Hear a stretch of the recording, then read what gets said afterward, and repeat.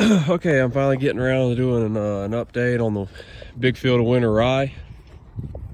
As you can see, I'm out here walking in it today. I guess you could probably already notice it's not very thick. We had a issue with the seed. The germ was not where we thought it was at all. So, honestly, the phone doesn't do it justice. I mean, it's pretty bad. It's pretty thin. I think we ended up with like, I'm trying to remember. Yeah, it's not enough to maximize the yields. We probably needed, oh gosh, I'm trying to remember what we put. I think we ended up putting like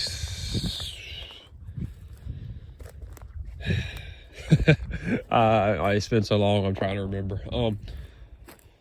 Anyways, I think we came up with like 70 pounds of live sieve to the acre, which was probably not good enough. I think we were shooting for 100. Maybe I'm wrong with that. I really forgot the calculations. But so we just put, me and the landowner that is in halves with his crop, we just put 55 units of a nitrogen 26S. So that's got some sulfur added in with it, and we sprayed with it some 2,4-D. So really, we've got some like hen bit and wild onion and stuff like that we tried to spray. It's green. From the road it looks a lot better, but it's not. Honestly, I would be shocked if this cuts any better than 15 bushel to the acre. and that's fine. I mean, at the price of what we can get for it, you know, we're still going to probably make a little bit of money with that. Nothing crazy. It may come up and surprise us, but on the other side of that road there, we planted another field too that was like 13 acres, and it's a little bit light as well. So the germination that was on the seed that we planted was not, it was less. Still, probably honestly should have went with a little more. It was planted so late. It's hard to, you can kind of see it there. I mean, it's there, the plants are there. You know, this isn't a total, like a loss or anything. I mean, we're still gonna be able to combine it. This nitrogen should make it jump here. But honestly, it needs to be twice as thick as this. And actually, for some reason over on that side, I guess, before we adjusted the drill, that side looks a lot better than the middle and then over to the left side. But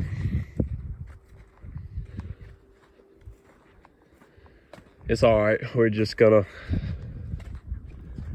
roll with it.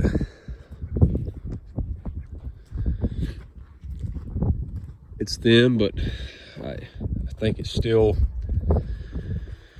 enough to grow some bushels out here. We'll make that call when it starts to head out, and if it's not good enough, we may be able to cut it down for hay or something.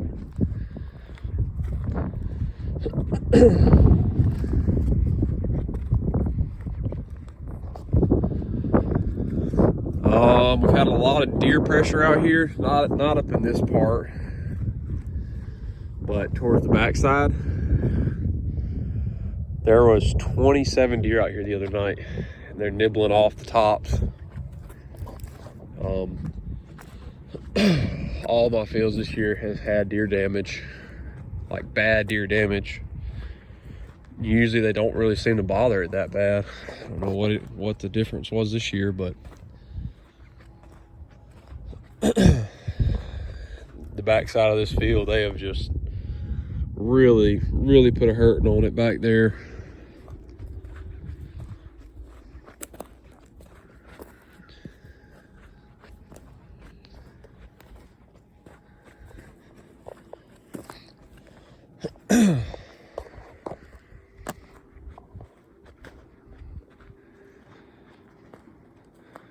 Yeah, it looks better from the road, or when you look down the rows, but when you look on the ground, it's pretty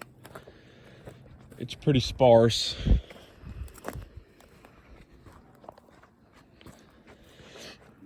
Most of it's tillered out okay, but yeah, I don't think, yeah, it should be. We got rain on the nitrogen that we put out.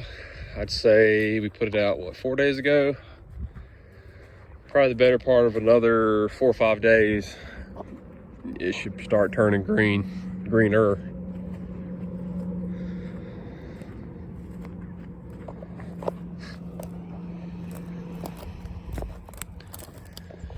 If anything, we can hold this, or I can hold my part of the seed over and use it next year. So I mean, I really don't think I'm not worried about it. It's very thin, but I'm not worried about it because I'm going to be able to get me some seed, and if we have to put it in the ground somewhere else next year, well, that's what we'll do. I mean, I do plan on keeping some of it, but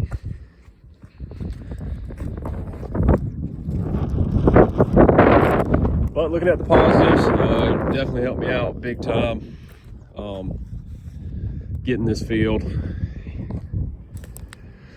I think I had it added up on halves with the current inputs that we have. If it made 25 bushels to the acre, which I'm going to go ahead and say that's probably not going to happen. That's probably not going to happen. I mean, that's a pretty good rye yield for around here. But if it made 25, I think we were going to end up bringing home, both of us, around $6,000 a piece. And I'm trying to remember the number on the 15 bushel. I added it up for several different yields. I think 15 bushel put me at like 3,500 bucks. So as you can see, it's not bad. I'll take it. If it's any less than that, you start getting into the area, you know, I don't know if it'd be worth doing all this work and combining it, hauling the grain, spraying it to make less than $3,000 out here, but I think we're okay.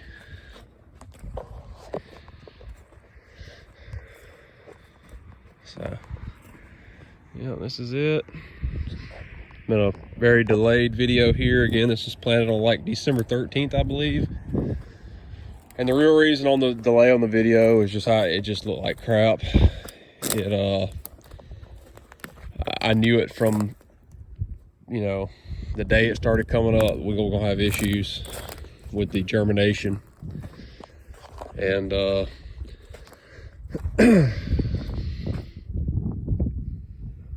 yeah, it looked ugly. I mean, whole month of January, you look out here and it really wasn't green. It was pretty bad. But I can say now, it's at least, starting to get greener and starting to get a little taller. So I figured while I was out here checking it out, I'd make a quick video on it.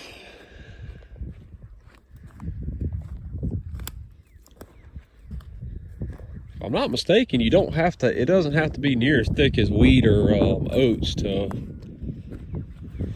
make a good crop of winter rye. So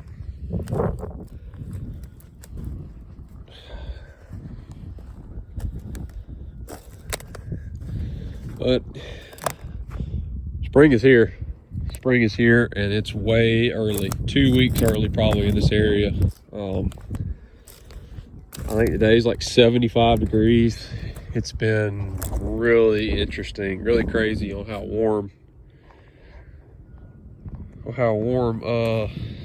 That's some good size right there. Pretty good size stuff. It's just crazy how warm and how early everything is this year. I mean, the trees are starting to get going. I already starting to have grass coming up in my pasture. It's first week of March. It's crazy. It's just not really normal for us. Usually it's like that kind of March 15th time frame. We got like daylilies, I believe, blooming. Our apple tree in our yard is blooming. Yeah, I don't really know if I'm ready for summer yet. I love spring, I love fall, but summers around here, you absolutely hate them. And I do enjoy winter, but I'm gonna say it was getting a little old. And I'm excited for this season. And yeah. Not really sure what I think about it, already being so warm. Some of the bigger farmers will start putting corn in here next week. The first crop insurance date, I believe, is the 15th. No, I may be wrong on that.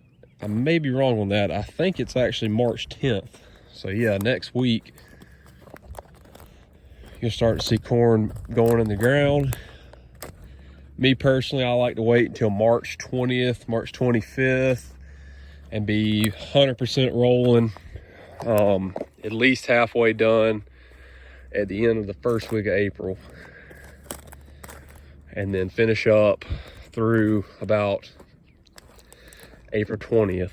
So about a whole month really is where I'm comfortable planting corn. Hopefully I'm not making everybody dizzy with the camera work here. It's so bright I can't even see the screen.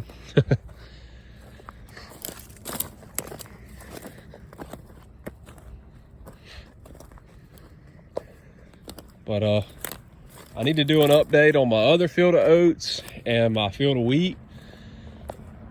About a week and a half ago, I put out 90 units on the wheat of nitrogen. And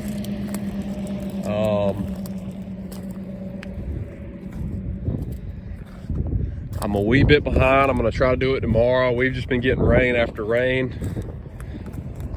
But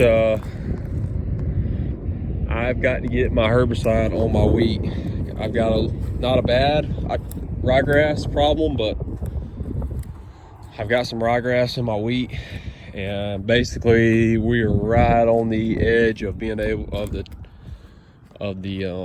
time period to be able to put that out. So I'm gonna get that put out tomorrow. I think it's gonna be dry enough to hold me. I'm gonna go put it out, and then I've got most of the oats sprayed, but it seems like I'm already 2 weeks behind this year. I got to get the corn planter out, get it ready to rock and roll. Most guys already have theirs out and ready to go, just sitting around, just waiting to go with the field conditions. I haven't even got mine out. Just been busy, and man, it's been just so wet.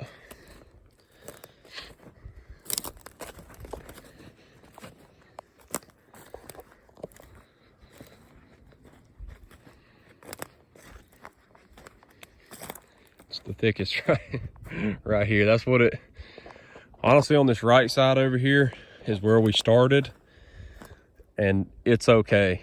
It's kind of where I'd like it. And then we went, we thought we were putting out too much, and we bumped it back, and that proved to be a big mistake. Big mistake.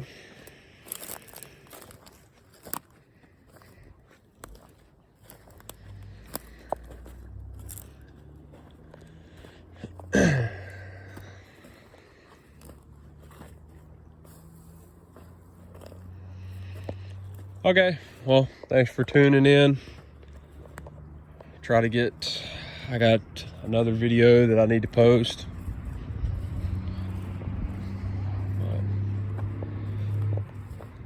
Thanks for watching. This has been an update on the rye.